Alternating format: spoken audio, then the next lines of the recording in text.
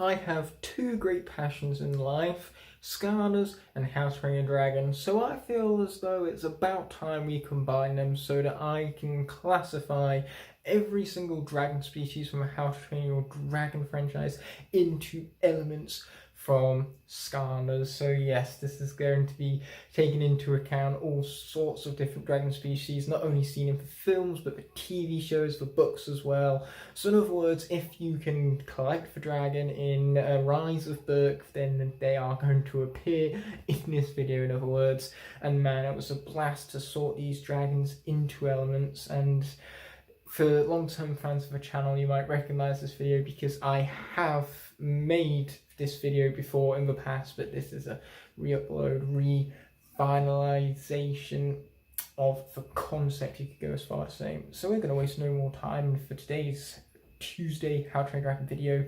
Jump right in to the video at hand, that being putting all of the dragon species from the How to Train Dragon franchise into elements from Skylanders.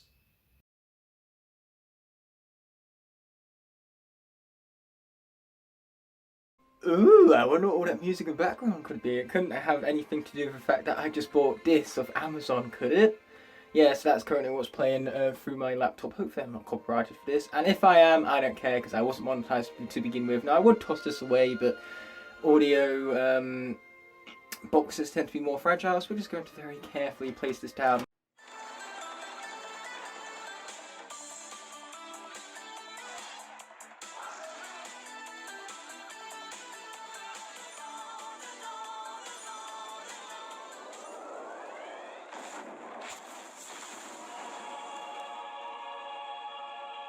So we're going to start off with a magic element here, and for first dragon species I would characterise as a magic elemental character would be none other than the Hideous Zippleback.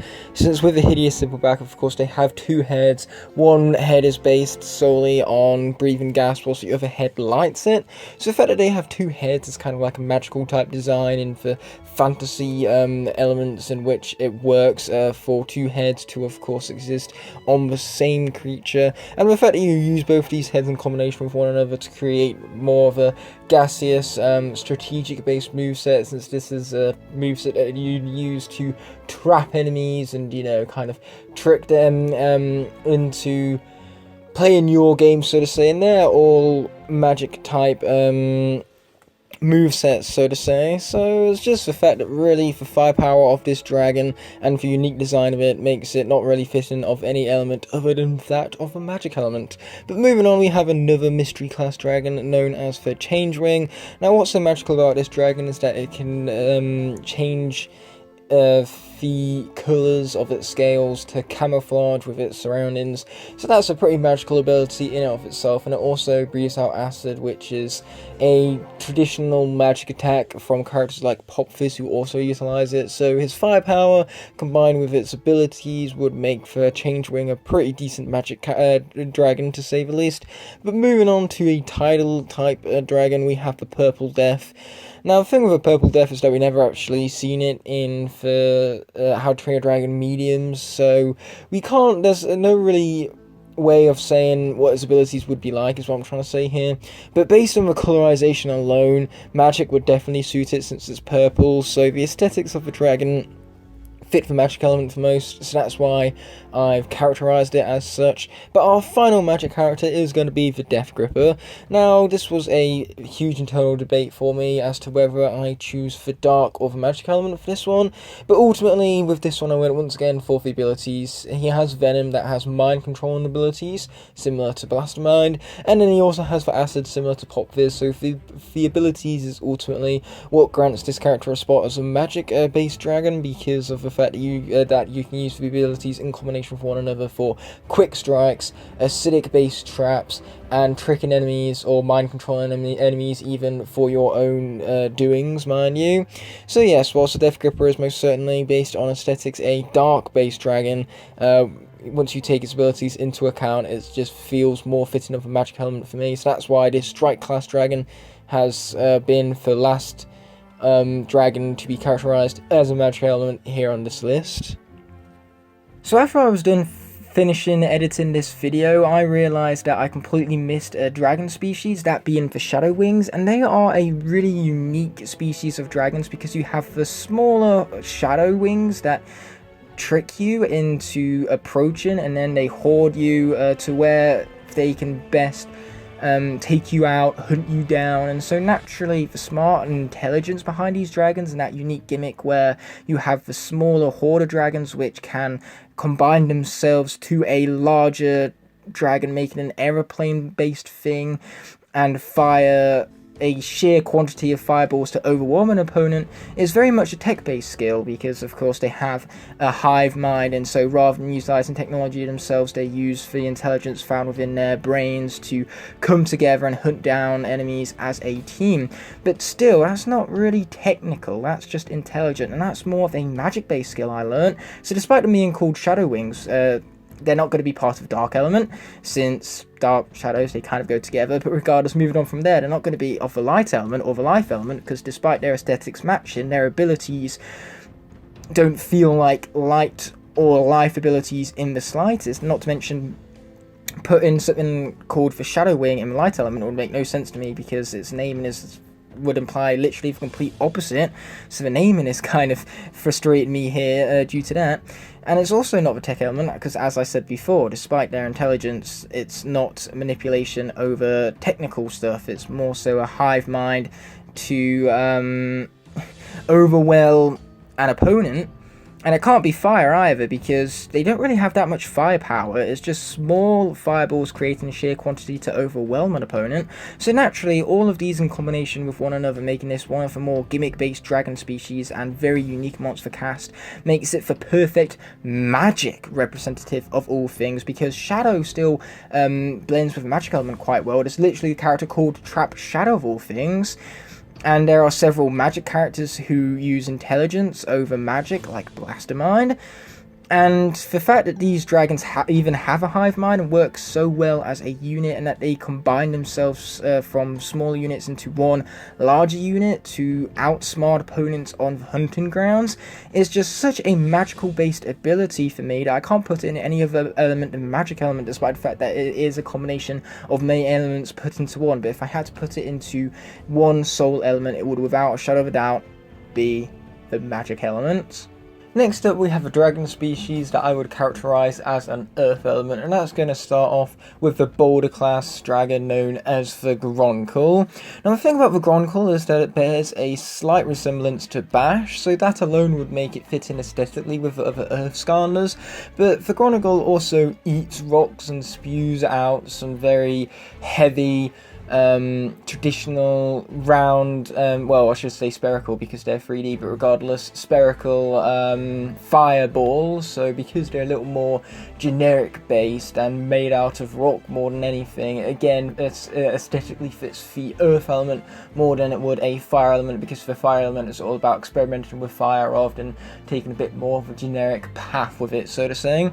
But yes, it's for those reasons that the Gronsicle would fit in aesthetically with the other earth dragons, well, the other earth characters in general, not only the dragons, especially with Bash bearing such a great resemblance to the species, but also just for the fact that they eat rocks and spew lava, so that's very much a earth-based skill, as they're manipulating the earth for their own advantage, mind you. But next up is going to be for Hot Purple, which looks very, very similar to the Gronsicle, and once again it's a boulder class dragon, so it eats rocks, and so practically everything that I said for the Gronsicle applies itself here.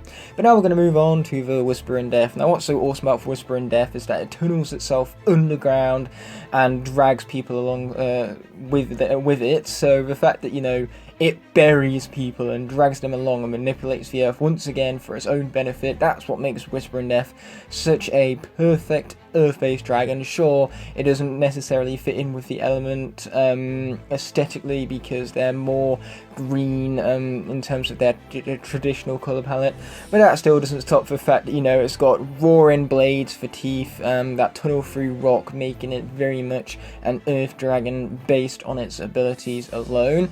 But next up is going to be the Catastrophic Quake. And now this beast of a dragon rolls itself into a ball, flies upwards, and then pounds itself down to create a huge wave of air to blow away enemies, so to say. So the amount of power that this dragon possesses makes it an earth-based character, because of course earth characters in Skylanders are associated with having such great power in pounding the ground with, since that's how they manipulate the earth, and the Catastrophic Quake can do just that. So it would definitely fit in with the earth Skylanders based on its abilities, and on top of that it also matches them aesthetically as well, especially with the spikes on the exterior and the colour palette traditionally being that of brown and yellow. So very much an earth-based dragon on our hands. But next up we have the final Border Class dragon on our list right here for the earth element, mind you. And that's because the Border Class naturally lends itself to the earth element, with the Border Class being very rock-based dragons, and earth is a very rock-based element. So that's where the little pattern between the two arises. But regardless, the Crimson Gorgutter as our final Border Class dragon receiving the earth elemental treatment is here for one main reason: it rams. And the amount of power and destruction it can create while ramming, sure, it's not necessarily directed at the earth itself, so it does lack the earth manipulation technique of earth characters, but just the raw power that this beast possesses is what makes it a great earth elemental representative, you could say. But coming in next up we have the Rumblehorn. Now once again this dragon would fit in with the earth element aesthetically, because it has kind of like a hard shell to its back, so the armor is very traditional for earth-based characters within the Skylanders franchise to possess. It's not got the colours for the earth element, sure, but luckily for Rumblehorn, it's one of those dragons which we see several colours of throughout the franchise, so you know they could easily make us a brown and yellow one, and it would feel like it's still a signature part of the species, so to say. But on top of that, just like the Crimson Gorgutter, this dragon has so much raw power behind it, and that armor just helps add to the aesthetics, making it very much a great earth representative from the How to Train Your Dragon species. Man, that's a bit of a mouthful. But moving on, we have the Sand Wraith. Now this is a dragon which we don't really see much of at all throughout for several different media projects created for the How to Train Your Dragon franchise, and so because of that you can't really put it in the earth element based on the abilities of a dragon alone. But based on the aesthetics, however, it's got the name Sand, which would imply that it manipulates sand, which is part of the earth, so that makes it an earth-based element in and of itself. The name wouldn't fit any other element, and it's also got that aesthetics to it because it's got sand covered all over it. It's very orange and brown and yellow and all, so it's practically perfect in terms of the aesthetics to help it blend in well with the other earth elemental characters from Skylanders. But next up is going to be the Sandbuster, which once again is a very aesthetically fitting dragon for the earth element, with its oranges and its greens and its reds. And this also has a very unique dragon blasting attack, because it utilizes glass to, of course, entrap enemies underground and, you know, drag them into its own domain to take advantage of their inexperience with being buried underground, mind you. So the tactics and the strategy behind this dragon, combined with its abilities, once again make it a great earth representative, and the aesthetics are just cherry on top of the cake. But coming in at number 61, we have the Cavern Crasher, which you could argue several different elements for this dragon. You know, you could argue magic, because it combines its mucus with its fire breath to create very sticky situations to truly manipulate its enemies and trap them. But at the same time, you could also argue undead for those exact same reasons, and the fact that aesthetically it would fit the undead element. But I'm going to say it's an earth elemental character because, first of all, Cavern Crasher is a very earth type name to it, don't you think? Because caverns are embedded deep within the earth, and the fact that the Cavern Crasher can of course manipulate itself so it can squeeze through tiny gaps and of course take full advantage of these caverns within the earth is ultimately what makes it an earth champion, you could say. It absolutely owns being part of the earth that it inhabits, and ultimately that's what makes it a great character for the earth element, mind you. But next up we have the Glob Sucker, which, what's so great about this dragon is that once again it definitely aesthetically fits in with the other Earth Skylanders because of its colours and more importantly its armour. It's got some armour that once again resembles Bash, so aesthetically it matches the Earth element, and that's about all we have to go off with this dragon species really, because once again it's one of those where we don't really see the abilities of it much, but I'd imagine it would have something to do with rocks. But moving on to the Sweet Death. This is a very hypnotizing type design with the stripes and all, but once again it's just an aesthetically based choice, this one, with it not having any sort of appearance within the TV show or films whatsoever, so it's not having any sort of abilities to base it upon. So yes, the Sweet Death, it's just going to match the Earth element based on its colorization, and I'm just laughing at the fact that saying that name out loud is so hilarious to me. Sweet Death, what a name indeed. But as I digress, next up we have the Death Song, which once again you could argue several different classes for this one. You know, you could argue for Magic Element because it kind of tricks enemies into coming close to it so it can cocoon them in its amber, but that's the thing, that's why I would say the Death Song even is an Earth-based dragon, because of that amber being able to embed its enemies in very, very hard rock. That's what amber is described as from the characters in the show, a very, very hard type rock. So based on that being the dragon's main ability is ultimately what grants it the earth element, you could say, but again it definitely could go into several other elements as well, including the magic element, for the fact that its song can entrance enemies and fool them into approaching you foolishly. Man, there was several fools in the same sentence right there, to say the least. But our final Earth representative is going to be from the Strike class. It's going to be none other than the Triple Strike, which once again definitely matches the element aesthetically, with it being very brown, orange and yellow based. And second of all, the Triple Tail, and making it a combination between a scorpion and a lion and several different species, makes it fit in on a design standpoint with the other Earth Elemental characters, because that's exactly what those characters are like when classing that element. You know, you've got Scorp in all, so the fact that it once again bears a striking resemblance to other Earth Skylanders would make it the perfect representative for this element, mind you. Now we're going to move on to the water element, and that's going to start off with, strangely enough, a border class dragon known as the Gronsicle. That's right, it's a pun on Grongle, so rather than a Gronigle, it's a Gronsicle. And that's mainly why it's water element here. I have no idea what the abilities of this dragon would look like, since it's never shown in the TV shows and films once again. But the fact that it's literally an icicle-based Gronicle makes it worthy of water class, or for water element classification, you could say, alone, since all what ice is frozen water, so aesthetically it definitely would blend well with the other water Skylanders. But next up we have the Thunderclaw, which is once again another aesthetic based decision, since the Thunderclaw doesn't really show off its abilities all that well in the movies, despite the fact that I have a movie screenshot for Dragon right here. However, in terms of the aesthetics, they definitely match the water element Skylanders. But moving on, we have the Rain Cutter. So of course this is going to be a water-based species because it has rain in the name, and you know what rain is? Well, it's water, so it's definitely got the naming behind it to be classed within the water element. But on top of that, it's also got the aesthetics too. You know, you can kind of see on its wing design kind of little droplets on its scales to look just like rain. So naturally, that's a very water-esque aesthetic that would definitely blend well with the other water Skylanders. But next up, we have the Shiver Tooth, which once again is an aesthetic-based choice because we don't really see it in the movies all that well to know otherwise.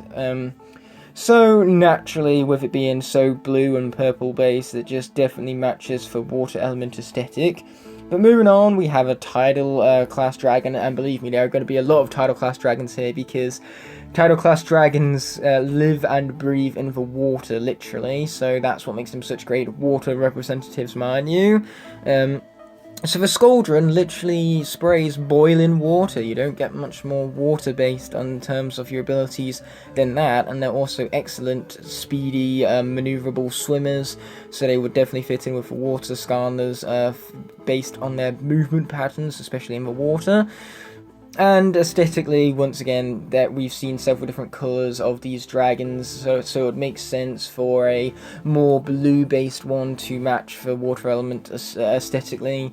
So don't let the green appearance of the dragon in front of you, you know, sway you from your decision to put this in the water element, because believe me, this is where it belongs. But moving on, we have the Sea Shocker, which is a dragon which aesthetically is very similar to the Skarner Echo, so naturally it fits into the element just because of the fact that it would blend in well with the other water characters. And on top of that, it's also electric based, and when you have an electric based ability in Skylanders, you can be put in several different elements. You know, we've got air, we've got water, so that definitely doesn't discourage it from being turned into a water element classification for the dragon right here.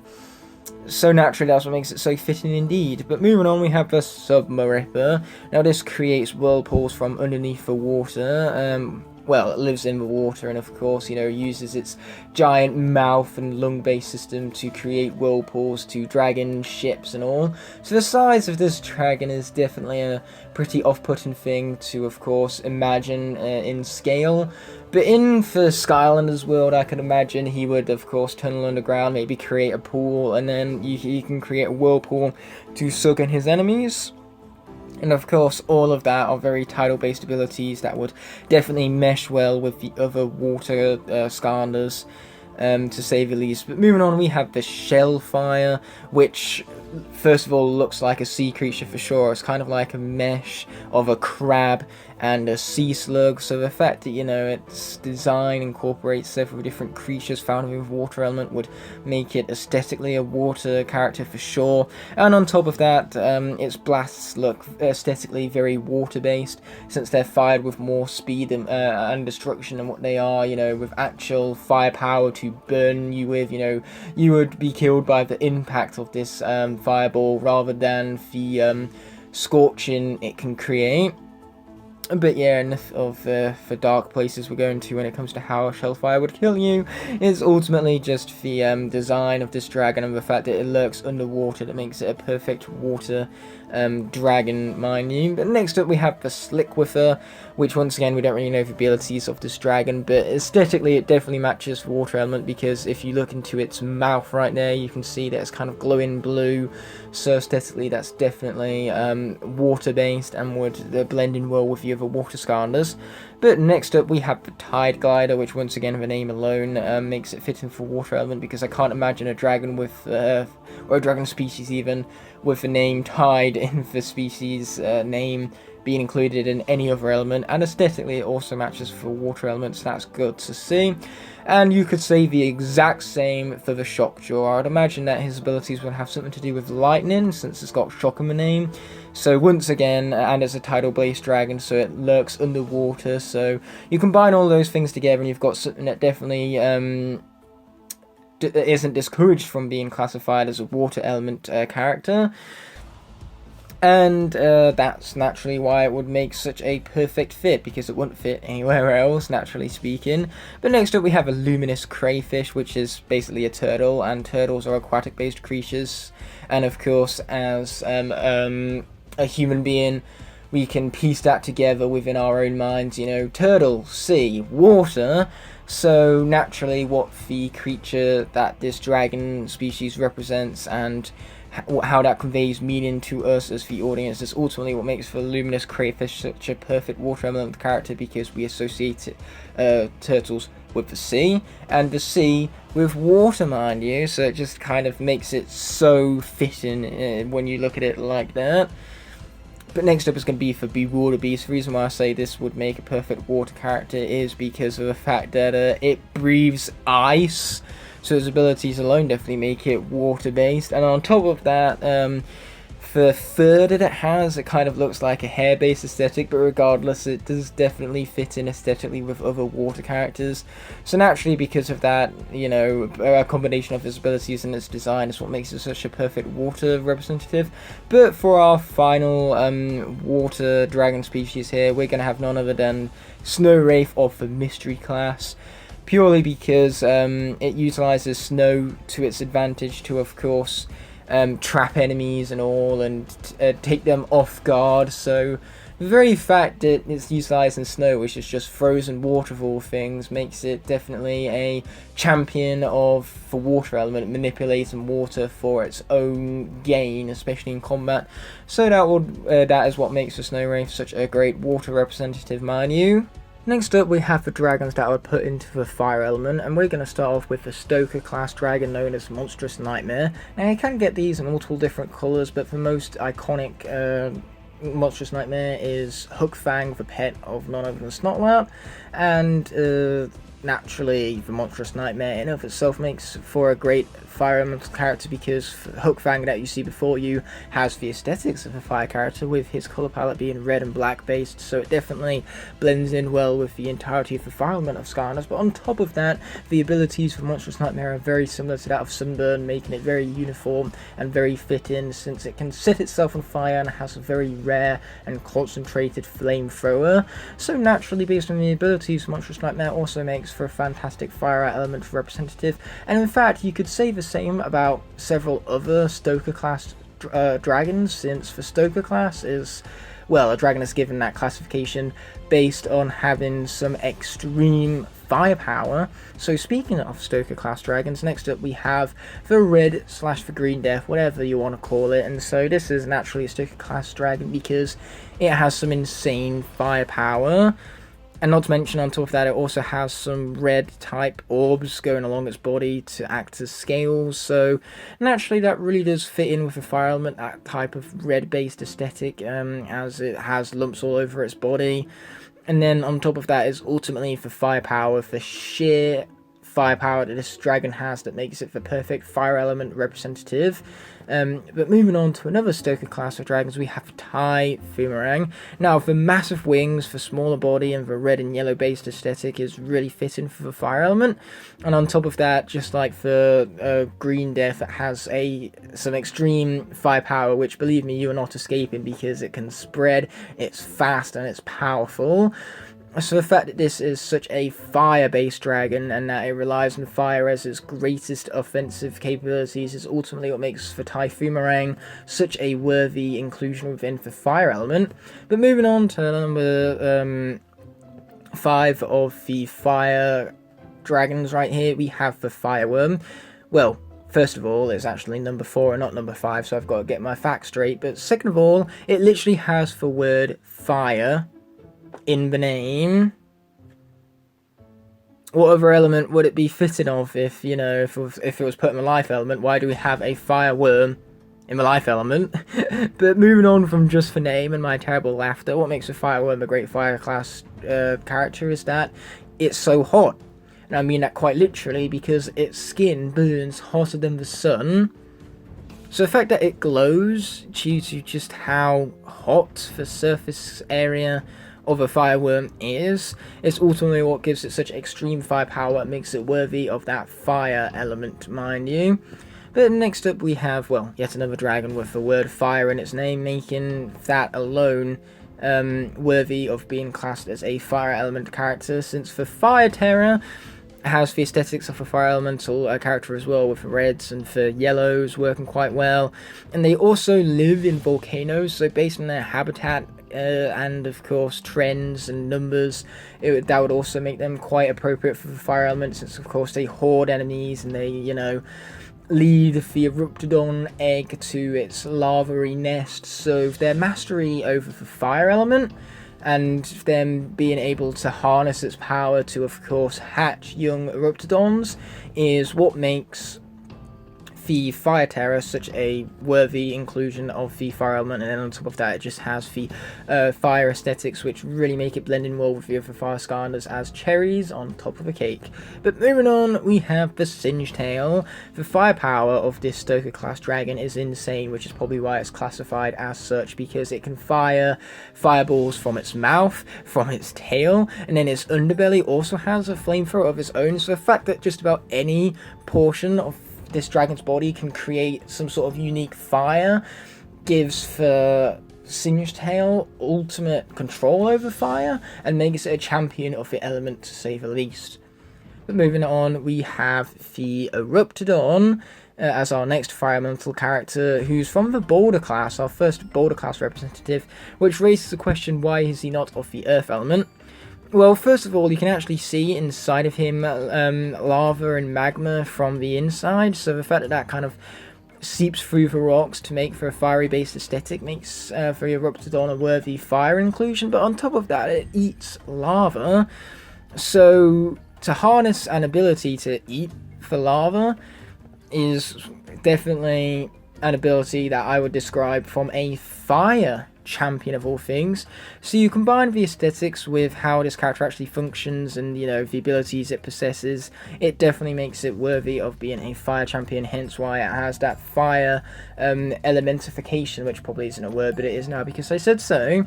Now moving on, we have the Grapple Grounder, once again another Border class dragon, which is a dragon which we don't really know the abilities of all that well, so I'm hoping it has decent firepower to go around to be fit enough for fire element. But the main thing about this dragon is that it definitely looks the part, because it's red and it's yellow, so therefore the fire element would be very fitting for this dragon. And that's really the only thing I have to go off of, which is why I can't really put it elsewhere. But moving on, we have a Sharp class dragon, which looks just like a Velociraptor for Stinger, which means that you could arguably put it in the Earth element, because the Earth element is notorious for having dinosaur-based Skylanders within it. But I feel like this is more of a fire-based character, since its tail looks like it would attack, and rather than manipulating the Earth, it seems like it's something that would summon fire or shoot fire. And not to mention it has some heavy, thick armor, which once again is normally befitting of the Earth class, but here, due to its aesthetics, it having a mix of greens and reds, makes it blend in more with the fire element, in my personal opinion. And naturally, there are also more fire-type Skylanders that walk on 2 legs than what there are Earth. Earth is a very common element for having characters that walk on 4 legs rather than 2, so naturally this feels more uniform based on the aesthetics as a fire Skylander. And if you look at this character from a design standpoint, it just looks like it would have a lot of firepower based on the expression in its face, the shape of the tail. So it's ultimately the look of this character that grants it the fire elementification, which once again is my made-up word of the video. But next up, our final fire dragon here is going to be yet again a Sharp class dragon known as the Prickle Boggle, which sure, this is green, which would classify it more as a life element than anything. But once again, you have the red horns and the red dots all over the body to kind of like give that lava pool type aesthetic to it. And once again, the way how it has its mouth open just makes it look like it's ready to either chomp its enemies or breathe fire upon them with ultimate destruction. And either way you spin it, that's definitely a fire-based skills. That's ultimately what grants Prickle Boggle a fire elementification between the aesthetics and the battle-ready stance of the dragon. When I said if a Prickle Boggle was the last dragon I put in for fire element, I was very clearly lying, because there's also a dragon known as the Flame Whipper who's part of the Stoker classification, which I would also classify as a fire elemental dragon, since first of all, with it being put in the Stoker class, it's definitely going to have some firepower up its sleeve to utilize and rain destruction with. And on top of that, it might look like an undead dragon at first sight, with the blues and the yellows and then of course the black lines running down it to make it have that poisonous type aesthetic, which is more notorious for the undead element of all things, since poison, you know, is a very efficient way of killing people and turning them undead, you could say, since it's a curse, in other words. But you strip away the aesthetics and look at its classification and its abilities. It has huge firepower and destructive base capabilities, and on top of that, the Flame Whipper just fits the fire element because of its name. I can't really imagine an undead Skylander being called Flame Whipper. So naturally, because of that, the Flame Whipper naturally falls into Fire Element. I said naturally twice just to emphasize that fact, in fact. Wow, now I'm saying fact multiple times over. Why do I need to emphasize the fact in that fact? Okay, we're just going to move on already. Next up, we have the dragon that I would put into the tech element. And notice how I said dragon. There's a lack of plural in what I said right there, because there is only one dragon to me, which is worthy of the tech element. And that's going to be none other than the Armor Wing. So naturally, in Viking times, they didn't have many technological advancements to work with, and dragons weren't the most intelligent of species out there. So with dragons really being unable to harness the power of technology towards their greatest advantage, to become a tech champion would have been very rare. But for the case of the Armor Wing, whilst metal can't really be considered a technological advancement, what it can be considered as is strategy and intelligence, because the Armor Wing doesn't utilize its blast for offensive capabilities. Instead, it utilizes it to take advantage of its surroundings and manipulate them in order to find the best strategy to defeat its enemies with. So it has an ounce of strategy and intelligence behind its thought process, mind you. It's not like other dragons which blast their food to try and eat it and just prey on weaker dragons. Instead, it defends itself by taking its surroundings and welding it to its body to form an armor. And the fact that it has this basic instinct showcases that intelligence to me. And on top of that, it really reminds me of Drobot, because if any Scan has anything to say about being a small, weak little dragon without scales and anything to protect itself with, and then utilizing its surroundings to create itself a badass suit of armor, then it would be Drobot. So the fact that the Armor Ring reminds me so much of Drobot, based on it building its own armor from its surroundings, is what makes this dragon feel so in uniform with the rest of the element and so aesthetically blended with the rest of them.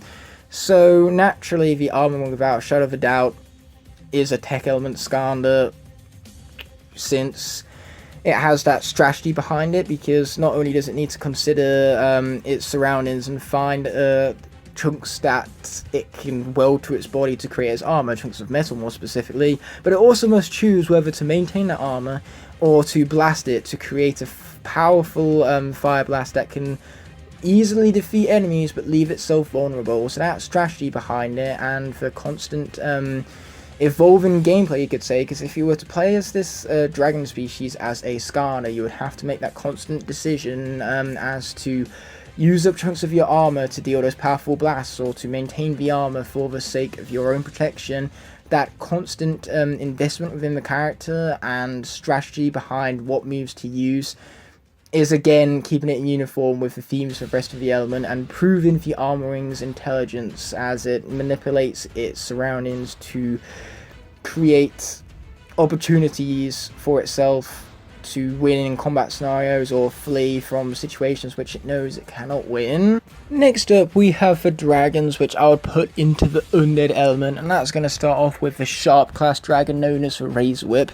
Now this dragon, let's just say it's put in sharp class for a good reason. It has blades all over its body, so the fact that, you know, it has so many weapons of death and defeat to rain destruction and defeat huge hordes of enemies with ease, and just mow down Chaos's forces and defeat them with such ease, is what makes Razor Whip such a powerful undead unit. Not to mention it's armored up, it has shiny type armor which is very aesthetically undead based, so she'd blend in quite well with the rest of the element on an aesthetic level. So yeah, the Razor Whip is definitely a great undead representative, and it even has poisonous eardrops, eye drops, so the fact that it has poison oozing even out of its tears of all things makes this an absolute beast of destruction, capable of, as I said before, defeating enemies and sending them to their death with ease. But moving on, we have the Grim Nasher, also as a sharp class dragon, because the Grim Nasher can shoot off its teeth at its opponent at great speed. So it's not actually the teeth itself that would cause the painful, agonizing death. Instead, it would be the infection that would pursue due to you having teeth stuck in your body and of course having open wounds for bacteria to seep in through. So the fact that these can create such a brutal way around death and kind of cheap it in their own manner because they prey on weakened dragons on the brink of death is what makes them very undead based on their abilities and all and their tactic to killing. And on top of that, they also have the perfect aesthetics for an undead Skarner, since they really remind me of the character Cinder, with the spikes running along their back, the colour palette with the purples and the yellows and all, and even the facial expression and the horns created from the blades on the top of their ears. So this dragon has everything going for the undead element: its abilities, its hunting tactic, its aesthetics, even down to the name of the dragon species, since Grim Nasher is a very undead sounding name and would really blend in well with other characters like Grim Creeper, who have similar names and the same element as them. But moving on, we have the Devilish Dervish, which, based on the name once again, is definitely an undead character because the undead element is really associated with the supernatural. I know what else is associated with the supernatural: the devil. And from the facial expression of this dragon species alone, they are very devilish, so you can tell where they get their name from. So naturally, this is a very fear-inducing dragon based on the name alone, making it a worthy inclusion of the undead element. And it also has the aesthetics as the chariots with a cake, even because the blacks and the yellows make a sharp contrast and would blend in well with the rest of the undead Skarners based on an aesthetic level. But moving on, we have the Bone Napper as a mystery class dragon for the undead element. And the Bone Napper is clearly going to wind up being an undead dragon because it's made of bones, and bones is a traditional icon of the undead element since it's skeletal based. Like Chop Chop and other representatives of the undead element, so on an aesthetic level it would definitely blend in well with the other characters, and it just has such great iconography from the element that you can't really classify it as anything other than an undead dragon species. But moving on, we have the Sliver Wing, which aesthetically definitely lines up with the fire element, with the yellows, the blacks and the reds. But when you look at this dragon's abilities, the fact that it doesn't really have much firepower to it means that it's based on its abilities, it can't really be a fire Skarner. So instead, I would say it's an undead Skarner because it utilizes poison to fire at its enemies to create a quick, agonizing death. So in a similar vein of a Grim Nasher, it's more of a natural, terrifying way to go down and be defeated. So naturally, this champion over the undead and how easily it can turn you into the undead with its poisonous based abilities is what makes the Slytherin so terrifying and a worthy inclusion as the undead element. But our final undead dragon is not an undead dragon at all. Instead, it's a combination of the undead and the magic elements in the form of the Sentinel species. Now, on an aesthetic level, this is definitely an earth-based dragon since it consists of rocks for scales. But when you strip it down and look at its abilities and its powers, well, powers and abilities are practically the same thing, but as I digress, it's definitely that of a mix of the undead and magic elements, since this dragon species has power over death, because it can't die, it can only hibernate, and it can also decide the fate of dragons and decide whether they live or die or whatnot. And it can perfectly adapt to any dragon's abilities. So what I mean by that is that it can swap out its abilities in order to ensure that dragons do not leave Vanaheim. So naturally speaking, because it can adapt to any situation and mix up its abilities based on that situation with strategy and intelligence, is ultimately what makes it a magic Skarner as well as an undead Skarner at the same time, because of the fact that it has power over death and cannot actually be killed, only set into a form of hibernation. Next up, we're going to take a quick look at what dragon species I would put into the air element, and to be honest, a lot of these dragons I've put into this element by default because I had no clue where else I could put them. But hey, if they are dragons, they fly in the air, so you could make an argument for any one of these dragons being an air elemental character, mind you. But without further ado, our first character right here is going to be Deadly Nadder from the Sharp class of dragons. Now, when it comes to the Deadly Nadder, once again, the only reason they're in the air element here is because of the fact that they fly, and there's no other element that really fits them, but they do have a lot of speed and accuracy when it comes to them firing off their shards, and so the fact that they are so shard-based really reminds me of a character Blades and how he can launch shards and blades all over the place with speed and accuracy also. So their move palette kind of reminds me of other air-based abilities, so they're definitely in uniform with the other air Skylanders, making for Deadly Nadder a worthy air inclusion. And if we're looking at Stormfly specifically, her aesthetics for blues and for yellows match that of the air element as well and blend in quite well on an aesthetic level, so I suppose the air element is still fitting for the Deadly Nadder all the same.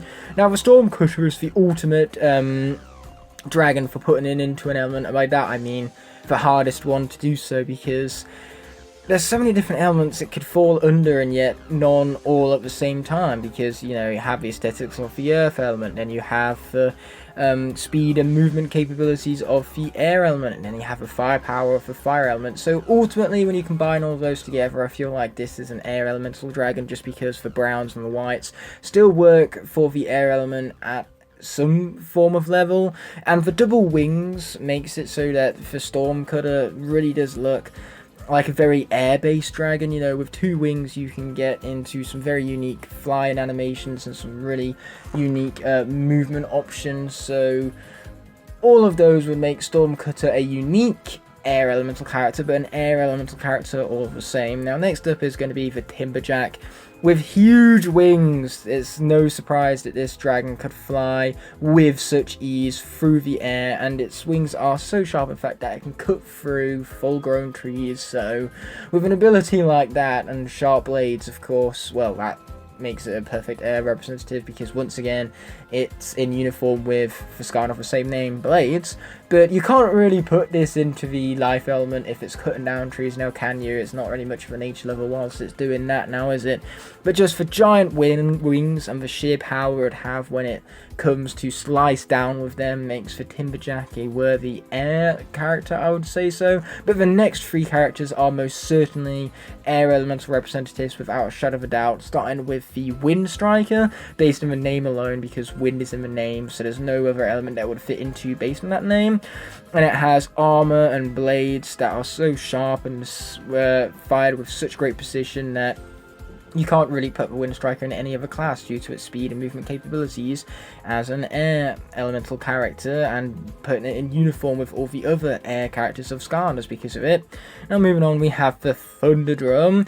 Now first of all, thunder is of course a weather, a form of weather even, and the air element is notorious for its manipulation over weather, so the fact that the Thunderdrum has a name that alludes to an ability like that makes the Thunderdrum a perfect air representative for sure. It also has the aesthetics to go around. Sure, you find Thunderdrums in multiple colours, but once again, the most iconic colour for a Thunderdrum is blue and light blue, a blend of the two, and so that contrast in blues is ultimately a very air-based aesthetic, and it also screams creating tornadoes, and that's once again manipulating weather and the air around it in order to defeat its enemies and ultimately just manipulate the air for its own doing as well as for weather surrounding it. So the Thunderdrum, based on its abilities and aesthetics, is most certainly an air representative, and quite honestly the most obvious one here. There's no other element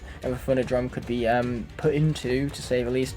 But our final air representative is going to be yet another tidal class, strangely enough, and it's going to be known as the Windwalker, which once again is based on the name alone, because you can't really put a dragon species with the name Wind in it in a different element when Wind is so iconic towards the air element, mind you. Now unfortunately the aesthetics don't really match up with the other air elements all that well, but it is similar to that of the Stormcutter, so you put them both in the air element and all of a sudden you have uniform taking place. So I suppose there's that to it, but yeah, this is literally a decision based solely on the name and the fact that there's nowhere else you could really put it, especially when we don't know its abilities. But now we get to move on to the dragon species that I would put into a life element, and that's going to start off with none other than the Terrible Terror, yet another species which you can find multiple colours of, but the iconic form of the Terrible Terror which you see before you has the aesthetics of the life element, with the greens and the reds, and not to mention it would look in uniform in terms of its physical design and shape, because it's very similar to that of camo, so naturally with it looking so uniform as part of the life element is what makes it so fitting on an aesthetic level, and not to mention their fireballs are kind of small and similar to that of camos as well, rather than huge and destructive, so I have no idea why the Terrible Terror is a Stoker class. But here we are with a Stoker class being put in the life element of all things. But next up is going to be the Snapple Fang, which did make an appearance in the second How to Train Your Dragon movie, but unfortunately we never really got to learn any of its abilities. It is a border class, so I assume it has something to do with rocks, but on an aesthetic level it's easily a life elemental dragon species, because look at the blues, the oranges, the greens. It just looks in uniform with the rest of the life element if it was to be put in there, due to said aesthetics and the colour palette just blending so well with the rest of them. But next up is going to be a tracker class dragon known as the Mudraker. Now here's the thing with mud. It's very much earth based, but what does mud do? Well, mud helps plants and nature grow. Without mud, nature wouldn't be able to exist, because nature wouldn't be able to get the nutrients for itself to grow. So mud is an essential part of life, meaning that the name still fits in with the element as a whole, and as do the aesthetics of a dragon, since once again it's blue, it's green and yellow even, which blends in well with the other life elemental Skylanders and would create, once again, uniform, which is very important when I'm, of course, putting these dragons into the elements which they belong. Now, next up we have a Sharp class. Life easily has the greatest variation of dragon classes within the dragons that I've put into this element. Purely because life is such a varied element altogether, and so the Speed Singer is a Sharp class based on its tail paralysing you, and the fact that once again it doesn't really have any sort of firepower and its abilities are more based on biology, the fact that, you know, its tail paralyzes its enemies in order to create a finishing opportunity, so to say. That works around biology, of course, because it sends signals that send nerves down. It's very interesting biological type stuff. And so its abilities kind of lend itself to the life element quite well, because Paralyzing only really works with the undead element as well, but Speed Stingers only really have one colour to them, which is green and red, so once again that fits more of a life element on an aesthetic based level, and it's not exactly like the ability of Paralyzing discourages it from being put in the life element either, as I've previously explained, so that's why the Speed Stinger as part of the Sharp class is included as a life elemental dragon species. But moving on, we have the Snap Trapper, which sends off a scent in order to attract its enemies and then snap them. That's where the name Snap Trapper comes from.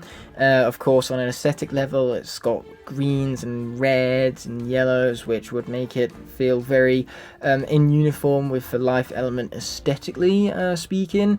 And the fact that they have jaws to open up just like Venus flytraps really reminds me of nature, really, because Venus flytraps are a form of nature in a way, and are one of the only plants that actually, you know, eat flies and meat and stuff like that, because technically flies count as meat. So the fact that the Snap Trapper has a design that reminds me so heavily of such an important part of life, part of the food cycle, is what makes the Snap Trapper an easy choice for the life element. But our final life elemental character is going to be the Elder Wing, a giant sized dragon amongst the same size as the Purple Death and the Green Death. But the thing with the Forever Wing is that it hasn't got death in the name. Instead, it's got forever in the name, which is a very life based term, because forever implies that its life is everlasting. And what's so great about the Forever Wing is, first of all, its aesthetics. It's green, and it has nature upon its back, which is exactly what we look for in a life elemental Skylander, a champion over nature and over life itself, and that's exactly what the Forever Wing masters, making it a perfect life representative, and that's why we saved it for last. We saved the best life representative for last, to say the least. Finally, we are here with the second to last element to cover in this video, that being the life element. So without further ado, we are going to be starting off with the Boulder class dragon for Screaming Death. Now, why I've classified this as a light elemental dragon is simply because the Screaming Death is attracted to light, which is the complete opposite weakness of the Whispering Death. So despite the fact that it does share those similar abilities and the fact that it has sheer power to crack through rock and break down entire islands with speed and power, and for Screaming Death is ultimately a light dragon because it has a completely different set of strengths and weaknesses, and a completely different set of aesthetics too, because this entire dragon is completely white all over. So naturally, its attractiveness to light and its aesthetics fitting in with a light element makes it more of a light representative than an earth representative, despite the Boulder class and the ability to tunnel underground and manipulate the earth to its will, same as its smaller Whispering Death counterparts. But our next representative is from the Sharp class, known as the Silver Phantom. Now, first of all, the name Silver Phantom really does mesh well with a light element, because silver and light, once again, are two things that go two in two, because silver is a great way of reflecting light, you could say, and it's also pure, same as light. And for Silver Phantom, it fits into the light element aesthetically because it has that gleam and that type glitter to its back design especially. And so because it looks the part and it has the name behind it, it's definitely a light elemental dragon without a shadow of a doubt, despite the fact that I'm not really aware of its abilities. But next up is going to be for Flightmare, a mystery class dragon, purely because the mist of the Flightmare glows in the dark. So naturally that's very lightful and bright, and so bright and lightful abilities are very much typical for the light element, and that's what makes for Flightmare such a great light representative, mind you, and not to mention on an aesthetic-based level, because it glows and because it has such bright colours, it also blends well with the other light element Skylanders very, very well, especially Nightlight even in particular.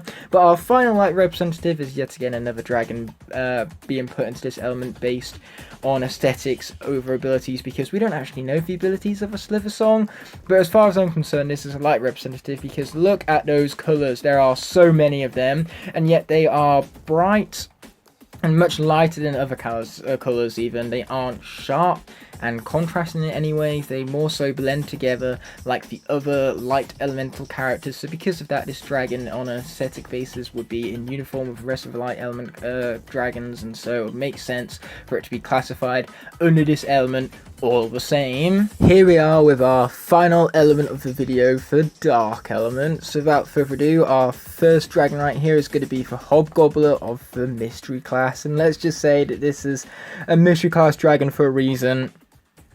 It's a mystery, not only on its abilities, but on anything about this dragon, really, because the only thing we know about it is that it's lazy and that it reproduces like rabbits. But moving on from that topic, what makes the Hobgobbler such a perfect dark representative is the colour palette. It's got purples, which sure are magic based, but it's also got spots of black and then different shades of purple, so you combine those together, all of the colours kind of like blend together into a form that looks almost shadow-like. And because these creatures are so small and so swarming, they kind of like attack you at the night when you least expect it, and all of these stealth-based tactics are traditional of the dark element. So naturally I just feel as though the Hobgobbler really fits into the dark element based on aesthetics and its abilities and how it goes around the hunt, you could say, and of course the mystery surrounding it too, because a lot of dark characters are pretty mysterious in terms of their origins, and Hobgobblers are no different. But next up we have the Smother and Smoke Breath. Now I know smoke is nothing but heated water, so you could argue that this is a water-based character, but once again these little creatures are sneaky. They remain in the shadows and then come out of nowhere in order to steal all your metal. So for tactics and going around thieving metallic objects is more of a dark traditional based skill and behavior, not something you'd really associated with a water element or a fire elemental character. And once again, it's silver, and that's got more of a kind of like a gleam and a glitter type to it that again is more notorious with the dark elemental Skylanders, so on an aesthetic level it definitely meshes better with those characters than it does any other element in my personal opinion. And so that's ultimately really what makes the Smother and Smoke Breath a dark elemental representative in my eyes. But next up we have the Sword Stealer. Just look at this thing. It has patterns all over its wings and its armor, and then it has an internal glow from inside out. This is the kind of creature which if you saw it coming you would shiver in your boots, to say the very least. And it definitely looks like it has some firepower to boot from such an internal glow, you could say. But ultimately it's the patterns upon the armour and the blades upon the end of the wings that makes this dragon look almost gargoyle-like. And that makes it fit in with the dark cast of characters aesthetically, especially when you're comparing it to characters like Blackout, who have a similar shape and style to their design. So the Sword Stealer is absolutely a dark character, based on its uniform aesthetic and the fact that it's called a Sword Stealer, and swords are made of iron and metal, stuff that Smother and Smoke Breath steal. So it's almost like you're describing a Smother and Smoke Breath with this name, and that puts it in uniform with a Smother and Smoke Breath, which is also of a dark element. So again, it has that uniformity to it that makes it a really great dark representative in my eyes. But our final dark representatives, and for second to last dragon species we're going to look at here, is from the Strike class, and it's known as the Skrill. Once again, this dragon has the aesthetics of the dark element without a shadow of a doubt, and whenever you see it, you tend to see it more at night, when it can be more stealth-like and blend in with the night sky. So that makes it a very dark-based character, because at night it's dark without light to be seen.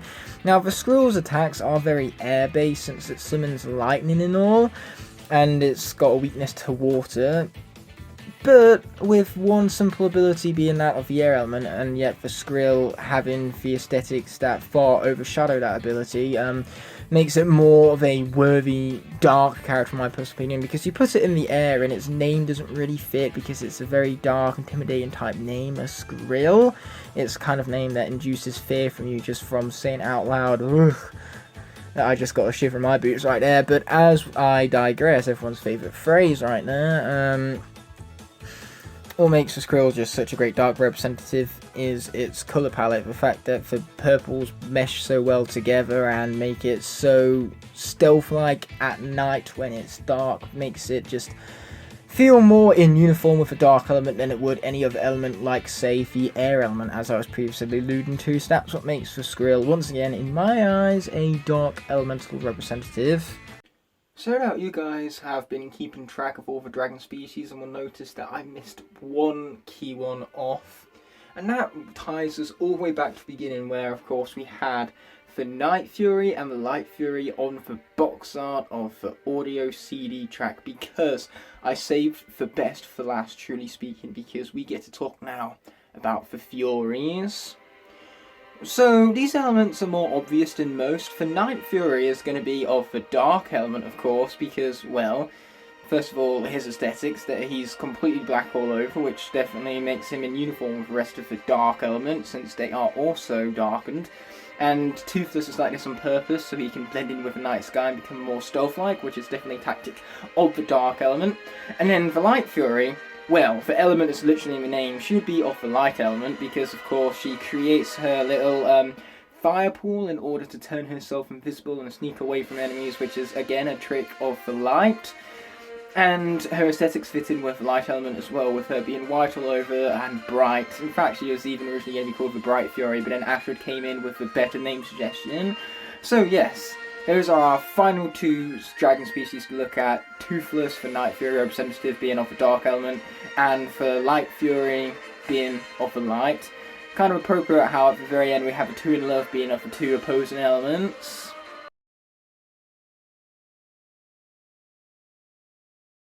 No doubt there are two questions on your mind right now. First of all, why did I choose today of all days to upload this video amalgamating even for Skylanders and How to Train Your Dragon franchises? And second of all, why are all 18 trap masters being shown before you? Well, that's because for the conclusion of this here video, I have a special announcement to make. On the day that this video is being uploaded, I am returning back to my home in Loughborough, so I'm leaving this university accommodation room behind for 2.5 weeks, and naturally at home I have much better Wi-Fi than I do at this here apartment of mine here at Lincoln, so naturally I'm going to be able to return to streaming, and I feel like there's no grander return than that of tackling Skylanders Trap Team on Nightmare mode with all of the Trap Masters. That's right, in a few hours after this video goes live, I will be performing for Skylanders Trap Team Trapmaster Nightmare Lock live in front of all of you, so definitely be sure to check that out. There's going to be a lot of laughter and mostly a lot of tears, because playing on Nightmare mode makes me want to kill myself. But with that all being said and done, this video is coming to an end. I want to thank you all so much for watching, and I will be seeing you in the next one, but until that moment arises, peace.